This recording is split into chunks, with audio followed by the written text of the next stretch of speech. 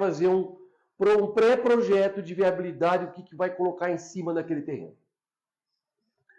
Então, vamos imaginar que no terreno de 10 mil metros, ele faça um planejamento e ele verifica que dá para colocar 2 torres de 80 apartamentos cada um.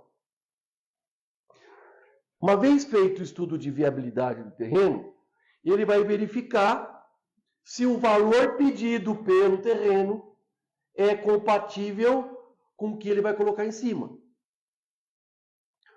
Então, um exemplo também, vamos imaginar que o dono do terreno esteja pedindo 5 milhões de reais, e ele vai fazer um estudo para ver por quanto que ele vai vender os 160 apartamentos, e vai ver quanto que ele poderia pagar do terreno. E aí esse valor do terreno varia. Por quê? Tem várias formas dele pagar esse terreno. À vista, que é o mais bonito, mais delícia, mais lindo, mas isso não acontece na maioria das vezes. Permuta, e aí existem 2 tipos de permuta. Permuta financeira e permuta física. O que é permuta financeira?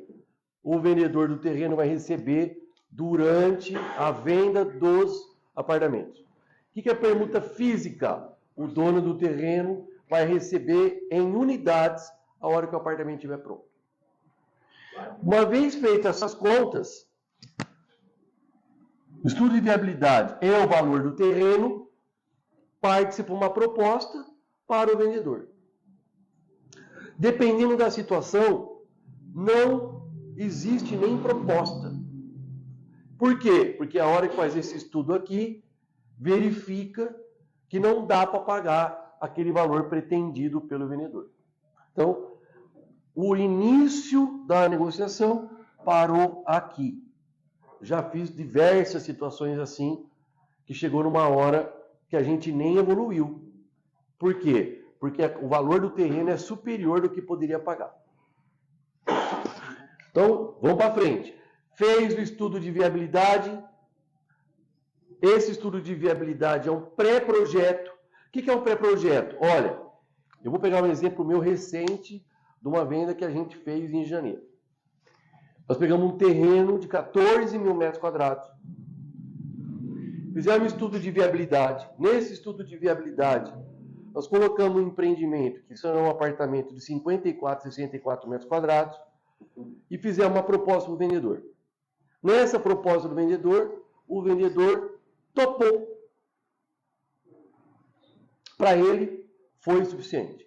Então, é uma permuta na faixa de 21 milhões de reais, que será edificado em empreendimentos que terá a gente chama de VGV, valor geral de reais. Nesse caso, foi feita uma proposta de 10% do valor. O vendedor concordou. Nós partimos para que fase? Uma opção de compra para sair do estudo de viabilidade para um estudo mais aprofundado. Então, estamos na fase final desse estudo aprofundado para poder partir para o contrato. Que isso ainda não aconteceu. A partir do momento que tiver esse estudo mais aprofundado, vai sentar com o vendedor do terreno e vai falar, olha, aquela proposta que eu te fiz, bate exatamente aquilo, nós vamos colocar os apartamentos, duas torres, o projeto será assim, terá isso de lazer, terá X% 2 vagas de garagem, X% 1 vaga de garagem, a gente pretende vender a tantos mil reais, desta forma, prazo de entrega assim, assado. Vendedor concordando, a gente parte para contrato.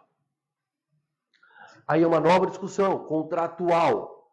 Uma discussão de contrato, normalmente de uma área desse montante que eu estou dizendo para vocês, demora em torno de 60 a 90 dias para discutir o contrato. Uma vez as bases chegando num acordo, assina o contrato. Então entenda. Eu quero que vocês entendam todo o trajeto, como que se dá um lançamento imobiliário. E por quê? Então, a pessoa escolheu o terreno, ficou lá vendo o terreno, analisando. veio o plano diretor ou fez a certidão, estudo de viabilidade. Esse processo aqui demorou 30 dias. Partiu para uma proposta, sentou com o vendedor, nós assinamos uma opção. Nessa opção tem 90 dias. Deve acabar agora no final do mês de maio.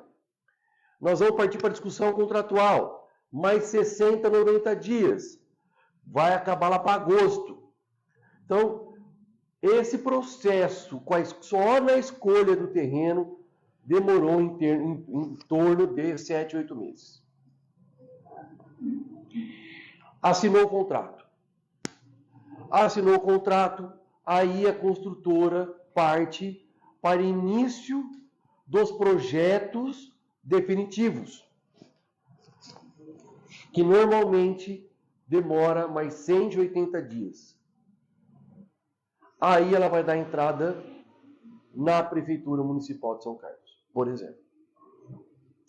Uma vez ela dando entrada na Prefeitura, a Prefeitura precisa passar com esse projeto em todos os órgãos municipais que tenham a ver com isso. Daniel, dá um exemplo. Então, o primeiro projeto que ela vai cair. Departamento, Secretaria de Habitação. Da Secretaria ou Departamento de Habitação, ele vai para obras.